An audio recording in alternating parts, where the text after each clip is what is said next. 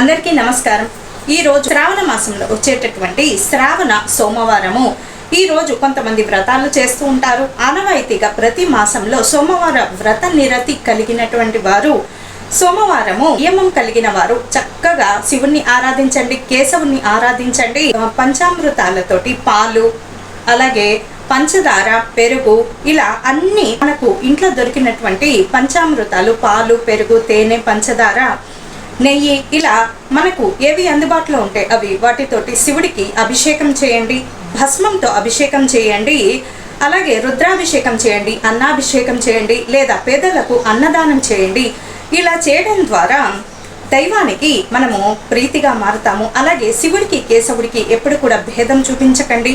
శివాయ విష్ణు రూపాయ శివరూపాయ విష్ణవే, శివుడే కేశవుడు, కేశవుడే శివుడు। శివుడు ఆపదల్లో ఉన్నప్పుడు కేశవుడు, కేశవుడు ఆపదల్లో చిక్కుకున్నప్పుడు శివుడు పరస్పరము కాపాడుకుంటూ ఉంటారు।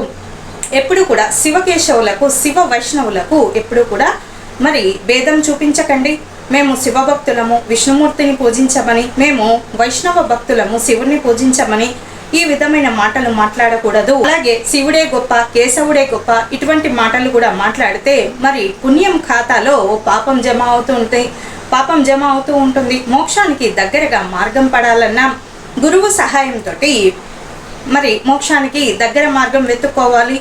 ప్రతి జీవి అంతిమంగా మనం కోరుకునేది ఏముంటుంది?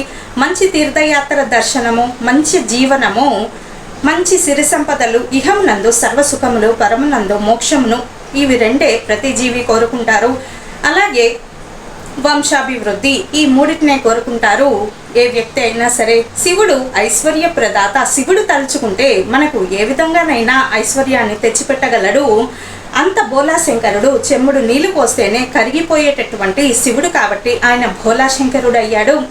ఎప్పుడు కూడా శివుణ్ణి చక్కగా పూజించండి। విష్ణుమూర్తి ఓం నమో నారాయణాయ అనేటటువంటి నారాయణ మంత్రాన్ని, అష్టాక్షరి మంత్రాన్ని, అలాగే ఓం నమో నమశివాయ అనేటటువంటి శివ పంచాక్షరి మంత్రాన్ని రెండు కూడా పరస్పరము ఒకదాని తర్వాత ఒకటి చెప్పుకుంటే చాలా మంచిది।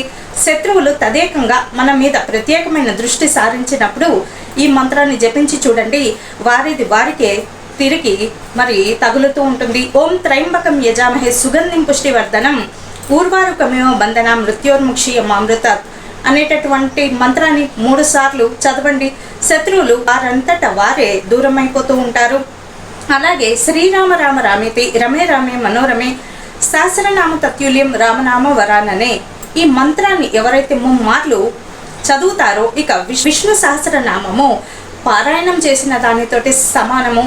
అలాగే లలిత పారాయణం చేయండి, లలిత సహస్రనామం పారాయణ చేయండి, అన్నపూర్ణాష్టకం చదవండి, అలాగే బిల్వాష్టకము, అలాగే కాశీనాథాష్టకము, శివాష్టకము, ఇవన్నీ కూడా కాశీ విశ్వేశ్వర అష్టకం, ఇవన్నీ కూడా చదువుతూ ఉండండి।